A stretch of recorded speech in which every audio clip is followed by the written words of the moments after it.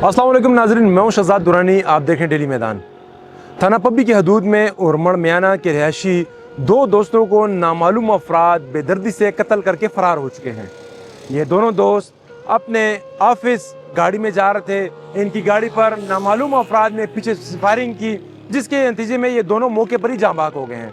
हम उरमड़ मियाना में मौजूद हैं, उन मकतूलीन के घरों को जाएंगे, उनसे मालूम करेंगे उनको इस आने का कैसे इल्म हुआ, इसके पीछे क्या मोहरक़ात थे, उन्होंने किसी पे दावा किया है या ये अंधा कत्ल है। ये तमाम तफसीलात हम आपको इस रिपोर्ट में बताएंगे। हमारे साथ रहिए। ज़मानुम बशीरुल्लाह दे मुश्ताक जमाल अतरज़वे दे दा वाक़या 1 बजे लगभग तकरीबन दा से ख्वाशदाल वाक़या दा से शिव द मामूल मुताबिक बदी सहर तल और दगा डाक बेसूद या पबी स्टेशन दा प्रॉपर्टी दी खपल रोजगार ने दा हुई नामा हो इफ्तिखार बई او د دوی چې کوم دا دوستانه وه وخت د سره یو ځای ملګري دغه هر یو څیز کې دوی چې کوم دا ملګري شریکوالو او دغه روزګار کې هم دوی شریکوالو. نو چې څنګه معمول مطابق به هر روز تل په دغه رزم یو ځای لاړل او دغه واقع چې کوم دنو فی الحال خو د هغوی تفتیش جاري دی.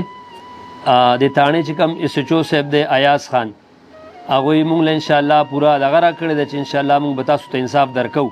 نو تفتیش جاری دی. تفتیش نه پس چې بیا څه لایحې عملو او څه تحقیق وشو او څه مثبت پهلو یعنې د هغې نه څه څرګند شو، نو بیا به هغې مطابق هغوی کاروایي کوي. خو فی الحال داسې څه یقینا خبره نه ده چې موټرسایکل او ګاډی او ناستو ملګري فی الحال د دې داسې څه پته نه لګي. خو تفتیش نه پس به انشاءالله بیا پته لګي. نو دوی باندې شانه فایر شوی دی، روان ګاډي باندې فایر شوی دی. نو چې فایر شوی دی ډریور لګېدلی دی، نو بیا ګاډی هم چې کم ده نو پټي ته غورځېدلی دی او هلته کې ګاډی ولاړ دی. نور واقعه په روډ باندې شوې ده، په روان ګاډي باندې شوې ده.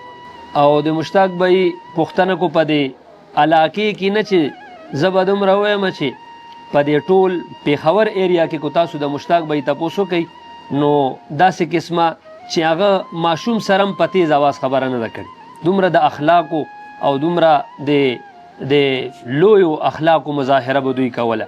نو اس قسمه داسې څه تنازعه څه داسې مونږ یا په چا شک یا داسې قسمه څیز زمونږ ګمان هم نه راځي، نو بیا به مونږ نور څه ووایو. نو داسې څه قسمه خبره نشته. مشتاق په کلي علاقې کې هر سړی وایي که ګورې نو کلي علاقې نه وګوره. نو دا زما علاقه ده، هر عام هر خاص هر ورکوټی هر بوډا هر لوی هغوی پیژني او هغوی به چې کم د قدر کوو، بلکې دوی به هم د هغوی ډېر زیات قدر کوو. فی الحال خو د دعوې څه نویت داسې نشته چې مونږ ته پته نشته. تفتیش جاری دی. ایاز خان د تاڼې سچو دی، مونږ د هغوی نه بلکې دا اپیل هم دی چې مونږ تاسو ته سترګې دي، تاسو ته مو دا واقعه در پیش کړې ده، در مخکې کړې مو ده. هېڅ قسمه فی الحال خو داسې څه نظر کې څه شته نه. او د بعد خبره ده چې سړی یقین پیدا شي نو بیا دعوه انسان کولی هم شي، خو فی الحال په چا دعوه نشته دي.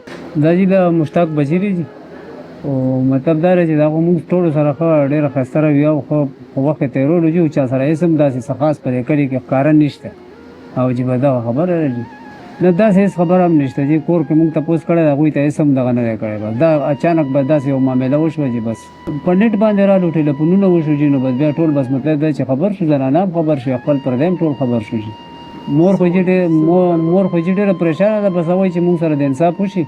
مطلب دا نوشهره ډي پي او چې کوم دی ده ته هم زموږ دی، وزیر اعلی ته هم زموږ دی، کوم دا د پېښور سی سی پي چې دی کوم ته ته هم زموږ اپیل دی چې موږ سره مطلب دا انصاف وشي. بس زما نوم باسط دی، د دې ورور نوم مې عبدالله دی او د دې ورور نوم مې محمد دی، د ده زید نوم دی.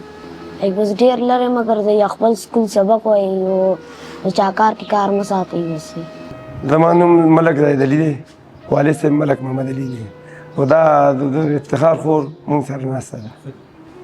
او دویمه خبر ده چې لا لږ ډېر دی وخت سره یو دښمني مخکې وخوا تقریبا 2012 کې فاینل شوي وه او نن سبا وخت کې بس صرف خپله مزدوري کولی انسان نه که نه یو مزدوري بله هېڅ قسم نه چا سره خو بد د میږي نن سبا دغه نه ما ته به نصیحت کولو.